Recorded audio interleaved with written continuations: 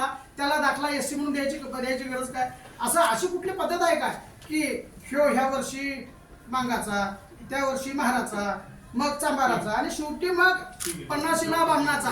अशी काय आपल्यात कार्यपद्धती आहे का प्रशासनामध्ये? अशी काय कार्यपद्धती असेल, जात जर बदलत असेल तर मग असू दे तिकडं, आम्ही काही बोलत नाही मग तुमच्यासंग. पण ह्या सगळ्या गोष्टी साहेब अगदी म्हणजे संविधानिक दृष्ट्या प्रचंड वाईट आहेत. ह्या एकनाथ काळवंडे साहेबांनी केलं, ऋषिकेश शेळके साहेबांनी तेच केलं. ह्याच्या पलीकडे जाऊन 2022ला 2012चा दाखला कस्टडीत आहे, घरात आहे, तरी सुद्धा 2012ला महेश पाटील नावाच्या माणसानं दाखला काढला साहेब. आणि तो दाखला काढून हा दाखला आणि हा दाखला कलेक्टर म्हणजे उपविभागीय अधिकारी साहेबांना म्हणावं लागलेत आमची सगळी मंडळी, साहेब ओबीसी की एससी अगोदर ठरवा.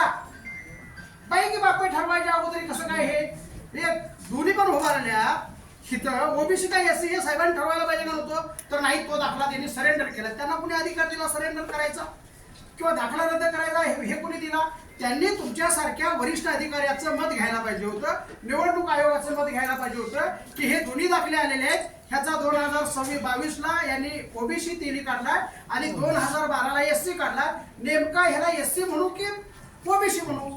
हा सल्ला घ्यायला पाहिजे होता, त्यांनी घेतला नाही. आणि दुसरी गोष्ट अशी आहे की त्याच दिवशी बेडेकर नावाचा अधिकारी त्या आमच्या वकील म्हणजे भूमिका मागणाऱ्या वकिलांना म्हणतो तिथून पळायचं नाही तर गुन्हे दाखल करील.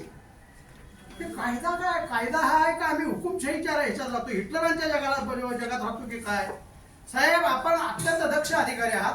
आपण अधिक म्हणजे आमच्या दृष्टीनं आम्हाला अजूनपर्यंत आपण अगदी आमच्या समाजाच्या वेदना भावना मानणारे आहात.